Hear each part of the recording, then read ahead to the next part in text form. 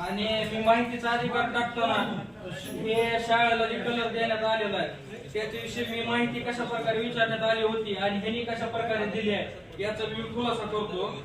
याच्यामध्ये मी असं माहिती विचारली होती, ज्या दुकानातून तुम्ही कोटेशन काढलेलं आहे रंगाचं त्याची झेरॉक्स देण्यात यावी आणि गव्हर्नमेंटचा जे बंधनकारक कलर आहे त्या शाळेसाठी देणं बंधनकारक आहे आणि त्याची माहिती देण्यात यावी आणि तुम्ही गव्हर्नमेंटचा कोणता कलर बंधनकारक आहे आणि तुम्ही कोणता शाळेला कलर दिलेला आहे त्याची बी माहिती देण्यात यावी असं ती माहिती विचारली होती।